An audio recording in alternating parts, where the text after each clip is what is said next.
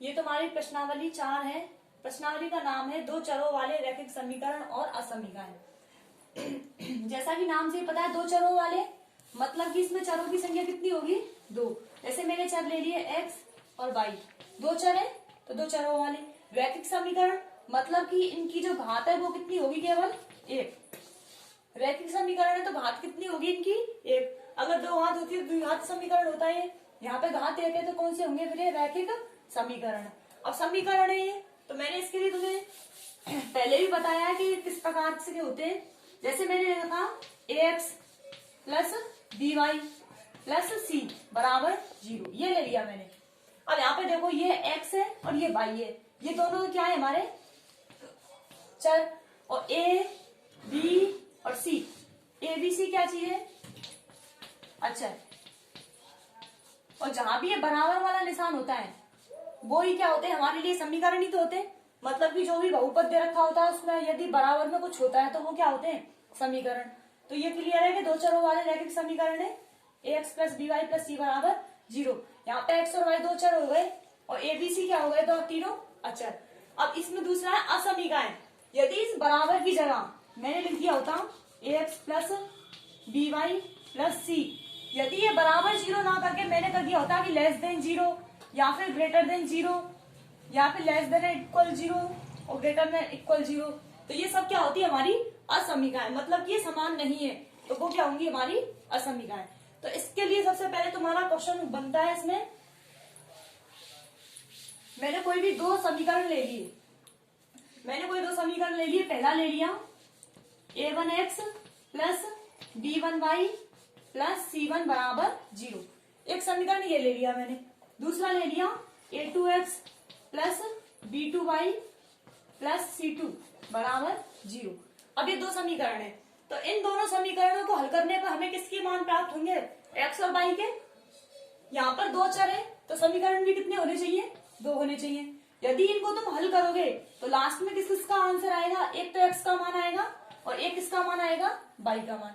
तो तुम्हें इसी को हल करने के लिए, मतलब इस प्रश्नावली में तुम्हें हल करने के लिए कोई दो समीकरण दिए जाएंगे और दोनों समीकरणों को हल करने किसका मान निकालना है तुम्हें? x का या फिर y का। तो इन दोनों समीकरणों को हल करने के लिए तुम्हें ये कक्षा 9 में एक प्रश्नावली दी गई है जिसमें 3 विधियां दी गई हैं इसको हल करने की। इन दोनों को हल करने की कितनी विधियां दी गई हैं? 3 विधियां। उनमें से पहली विधि है हमारी प्रतिस्थापन विधि। कौन सी है?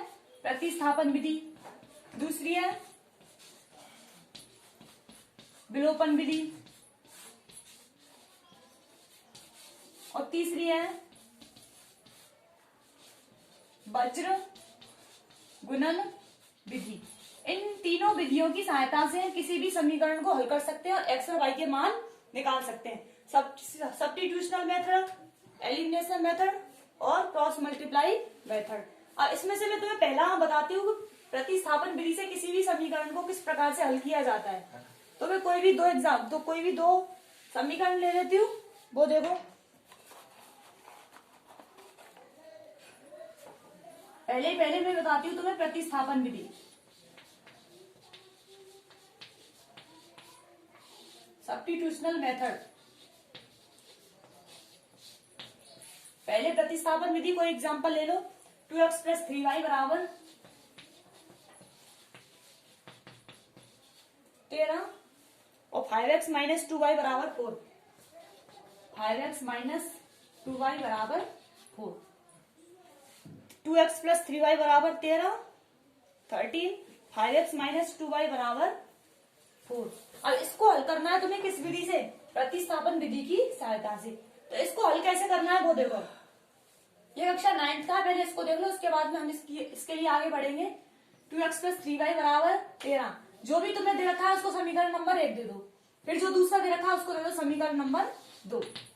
अब तुम्हें इनमें से किसी भी एक समीकरण को उठाना है, पहले को ले लो या फिर दूसरे को ले लो। उसमें से तुम्हें या तो x का मान निकालो या फिर y का मान, जो भी तुम्हें सरल लगता है उसको निकालना है। तो मैं पहले ही समीकरण को ले लेती हूँ। तो लिखना है यहाँ पे समीकरण 1 को लेने पर, और दोनों की सहायता से x और y के मान ही निकलेंगे। 1 को लेने पर बताओ क्या होगा? ये 2x प्लस 3y बराबर 13 ले लिया है। यहाँ से या तो x का मान निकालो या फिर y का मान निकालो। तो यहाँ से मैं x का ही निकाल लेती हूँ, कोई जरूरी नहीं है कि तुम x का ही निकालो, y का भी निकाल सकते हो। 2x बराबर 13 माइनस 3y। अब 2 किस में जाएगा, डिवीजन में, तो ये हो गया किसका, x का मान आ चुका है। तो जो भी तुम x का निकालते हो या फिर y का मान निकालते हो, तुम चाहे जो निकालते हो उसी को निकाल सकते हो, उसी का नाम दे दो क्या, समीकरण नंबर 3। अब जो भी तुम्हारा समीकरण 3 आया है उसका मान तुम्हें जो समीकरण लिया था उसके अलावा जो बच रहा है, जैसे हमने यहाँ पे 1 को लिया था ना, तो 1 को छोड़ के जो भी बच रहा है, मतलब समीकरण नंबर 2 बच रहा है, उसको लेना है। तो x का मान उसमें ये पुट कर देना है y की फॉर्म में। तो यहाँ पे हमारा समीकरण नंबर 3 लेने पर समीकरण 2 में, समीकरण 3 का मान रखने पर, 2 में समीकरण नंबर 3 का मान रखने पर बताओ क्या है, x का मान रखना है 13 माइनस 3y बाय 2, तो रख दो 5 की जगह 5, x की कितना रखना है 13 माइनस 2y, 13 माइनस 3y और बाय 2, ये किसका मान रख दिया x का, minus 2y is equal to 4। अब इसको हल करना है तुम्हें, तो 5 का मल्टीप्लाई करोगे ये कितना हो जाएगा 5, ये कितना हो जाएगा 13 पंजे 65, माइनस 5 दिया 15 बाई और बटे 2 माइनस 2y बराबर 4। उधर लिख देती हूँ उसको, यहां से बताओ एलसीएम कितना आ रहा है 2, तो लिख दो 65 माइनस 15y, और यहां से एलसीएम लोगे 2 तो ये कितना हो जाएगा 2 दूनी 4 माइनस के 4y, और बटे में कितना चल रहा है 2 और बराबर में कितना चल रहा है 4। यहां से क्या करोगे क्रॉस मल्टीप्लाई, ये कितना है 65 और ये कितना हो जाएगा 19y, और ये हो जाएगा कितना बराबर में 8। 65 को उधर भेजोगे पक्षांतर करके किसका हो जाएगा ये माइनस का, मतलब कि 8 माइनस 65 कितना बचेगा ये 57, किसके माइनस के, माइनस से माइनस कैंसिल, तो y की वैल्यू कितनी आएगी 57 बटे 19, और 19 ये कितना हो जाएगा 3 बार, मतलब कि y का मान कितना आ चुका है 3। अब जो भी तुम्हारा y का मान है उसको या तो समीकरण 1 में रख दो या 2 में रख दो या फिर 3 में रख दो, पर तुम्हें रखना है इसको समीकरण नंबर 3 में, क्योंकि यहां से सीधा x का मान आ जाएगा, इजी पड़ेगा। तो y का मान रख दो 3 में, लिख देना y का मान समीकरण 3 में रखने पर, समीकरण 3 में रखना है। अब बताओ क्या आएगा, ये कितना है x बराबर 13 माइनस 3 और y का मान कितना है 3 और बटे में कितना 2, ये कितना हो जाएगा 13 माइनस 9 बटे 2, कितना बचेगा यहाँ से 4 बटे 2, मतलब x का मान कितना आ चुका है 2। तो यहाँ से तुम्हें y का मान निकला 3, x का मान निकला 2। दोबारा से देख लो इसको करना कैसे। सबसे पहले जो समीकरण नंबर 1 और 2 दे दो, तुम्हें 2 समीकरण दिए जाएंगे, तो समीकरण 1 और 2 दे दिया। अब यहाँ से किसी भी समीकरण को ले सकते हो, तुम पहला ले लो या फिर दूसरा ले लो। मैंने लिया है इसे पहला और लिखा है समीकरण 1 को लेने पर, ले लिया। यहाँ से तुम या तो x का मान निकालो या फिर y का मान, और वो भी निकालना है x का मान निकाल रहे हो तो y की फॉर्म में, और y का मान निकाल रहे हो तो x की फॉर्म में। यहाँ से निकाला हमने x का मान, तो 2x बराबर 30 माइनस 3y, x बराबर 2 भाग में चला जाएगा 30 माइनस 3y बाय 2। ये x का मान जो भी तुम्हारा आता है समीकरण 3 दे दो इसको, और इसका मान जिससे तुमने ये मान निकाला उसके अलावा जो समीकरण बच रहा है, यहाँ पे हमने एक से निकाला था, समीकरण कौन सा बच रहा है फिर दूसरा, इसमें रखना है, ये रख दिया बराबर ये। तो यहाँ से एलसीएम ले दिया 2 आया, और इसको हल करोगे तो y का मान कितना आएगा 3। अब जो भी y का मान आता है, जो भी यहाँ पे मान आएगा उसको तुम्हें समीकरण नंबर 3 में रखना है। आंसर तो तुम्हें 1 और 2 में रखने से भी आ जाएगा, पर जो इजी पड़ेगा वो कौन सा होगा समीकरण 3 में रखने पर। तो y का मान समीकरण 3 में रख दिया, और यहाँ से x का मान कितना आया 2। अब इसको तुम्हें आंसर की जांच करनी है, तो x और y के मान इन समीकरणों में रख दो।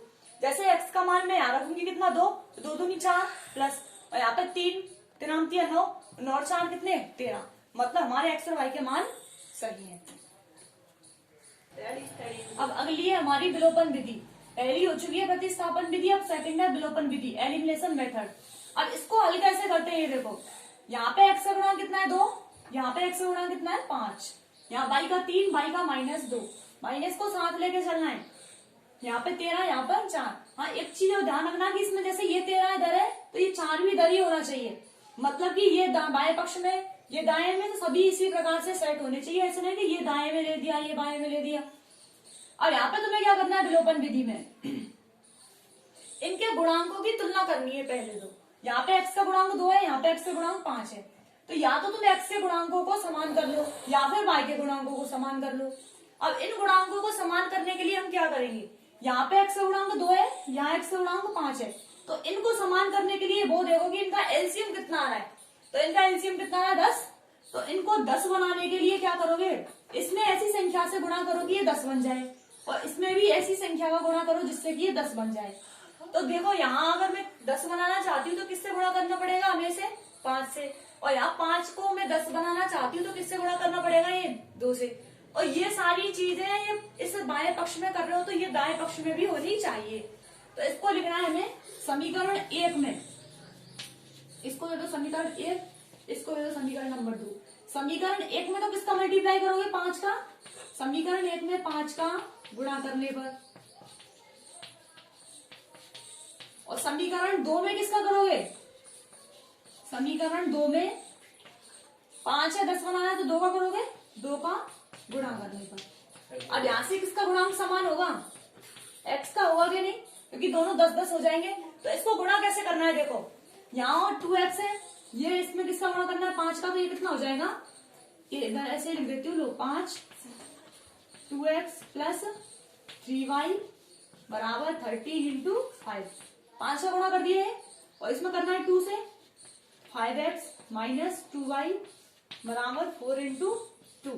बताओ ये हल करोगे ये कितना हो जाएगा, 5 दूनी 10x प्लस 5 15y बराबर 13 पंजे 65। ये हो जाएगा 5 दूनी 10x माइनस 4y बराबर 8। अब इनमें देखो ये दोनों गुणांक समान हो चुके, तो इन समान गुणांकों को एक को हटाना है, या तो x को हटाओ या फिर y को हटाओ।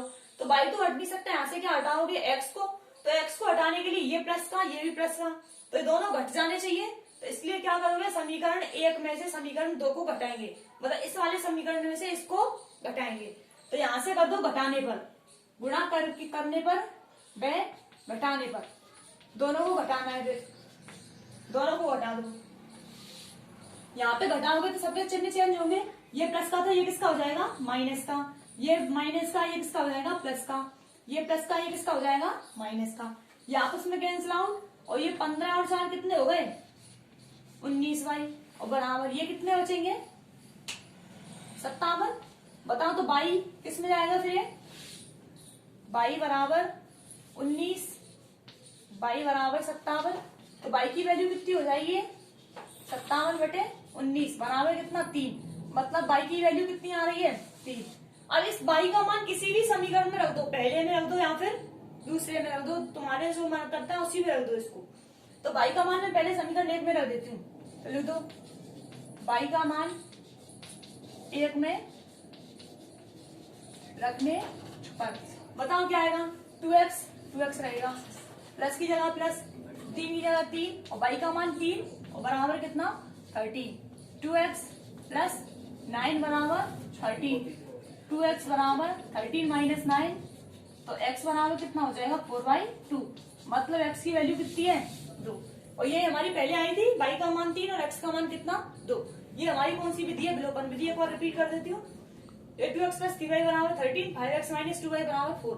इनमें से किसी भी एक गुणांक को सेम करना है, यहाँ पे 2 है यहाँ पे 5 है, दोनों का एलसीएम लो कितना आएगा 10, मतलब कि दोनों को कितना बनाना है 10, तो 2 को 10 बनाने के लिए किसका गुणा करोगे 5 का, और 5 को 10 बनाने के लिए किसका गुणा करोगे 2 का। तो ये लिख दिया समीकरण 1 में 5 का गुणा करने पर, समीकरण 2 में 2 का गुणा करने पर, यहाँ पे गुणा कर दिए, गुणा करने पे ये आया।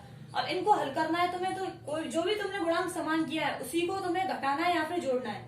यदि दोनों के चिन्ह समान है तो घटाना है, और दोनों के चिन्ह असमान है तो दोनों को जोड़ देना है। तो यहाँ पे हमने समान चिन्ह थे तो घटा दिया, तो आपस में कैंसिल आउट, यहाँ से बचा कितना 19y, यहाँ पे बचा 57, तो y की वैल्यू कितनी आ गई यहाँ से 3 y का मान समीकरण 1 में रख दिया, जरूरी नहीं है समीकरण 1 में रखो, 2 में भी रख सकते हो, उससे भी आंसर सही आएगा। यहाँ पे 1 में रख दिया तो यहाँ से x का मान कितना आ गया